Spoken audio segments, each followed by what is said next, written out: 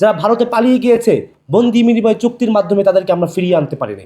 আজকে অত্যন্ত দুঃখজনকভাবে বলতে হচ্ছে যে জুলাই বিপ্লবের ১.৫ বছরের বেশি অতিক্রান্ত হয়েছে, কিন্তু এখন পর্যন্ত আমরা একপাক্ষিক চুক্তি যেগুলো ছিল ভারতের সাথে সেগুলো আমরা ক্যান্সেল করতে পারিনি, বাতিল করতে পারিনি।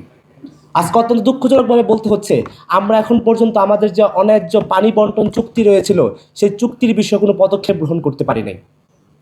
আমরা যে ইন্ডিয়া ব্যাক মিডিয়া ছিল সেই মিডিয়ার বিরুদ্ধে যে প্রোপাগান্ডা নিয়মিত সেই প্রোপাগান্ডার বিরুদ্ধে কোনো ব্যবস্থা গ্রহণ করতে পারি নাই।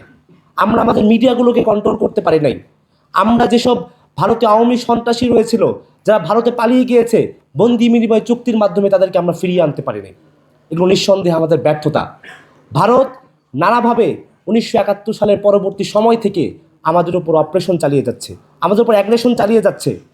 তারা পানি বন্টনের জায়গা থেকে আমাদের উপর অপারেশন চালাচ্ছে, তারা সাংস্কৃতিক জায়গা থেকে আমাদের উপর অ্যাগ্রেশন চালাচ্ছে, তারা বিভিন্নভাবে সীমান্ত সহ পাহাড় সহ সকল কিছুতে আমাদের উপর এক ধরনের আধিপত্য বিরাজ করছে।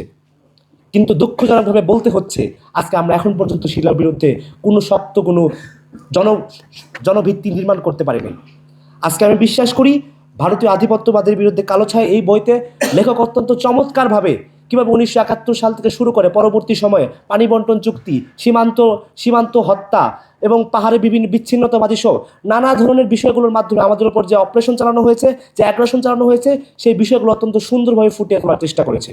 আমি বিশ্বাস করি আমাদের শরীফ ওসমান হাদি ভাই আমাদেরকে যে লক্ষ্য দেখিয়ে গিয়েছে, যে রাস্তা দেখিয়ে গিয়েছে যে ভারতীয় আধিপত্যবাদের বিরুদ্ধে আমাদের লড়াই করতে হবে, আমরা বিশ্বাস করি যুগে যুগে সেই লড়াই আমাদের অব্যাহত থাকবে এবং আমরা আমাদের জনপরিসরে আমাদের লেখার মাধ্যমে, আমাদের কাজের মাধ্যমে, আমাদের কালচারাল ইস্টাবলিশমেন্টের মাধ্যমে আমরা ভারতীয় আধিপত্যবাদের বিরুদ্ধে লড়াই করে যাবো ইনশাআল্লাহ। এবং আমি আপনাদের কাছে আরও আহ্বান রাখবো আমরা এই ধরনের বইয়ের মতো, এই ভারতীয় আধিপত্যবাদের কালো ছায়া বইয়ের মতো এই ধরনের নানা বই, নানা রিসার্চ এবং ডকুমেন্টেশন করে আমরা জনপরিসরে জনসচেতনতা তৈরি করার চেষ্টা করব যে কীভাবে ভারত আমাদের উপর আধিপত্যবাদ কায়েম করেছে। এবং আমরা বিশ্বাস করি আমরা ইনশাল্লাহ খুব শীঘ্রই আরেকটি বিপ্লবের মাধ্যমে বাংলাদেশ থেকে চূড়ান্তভাবে ভারতীয় আধিপত্যবাদ মুক্ত করবে ইনশাআল্লাহ।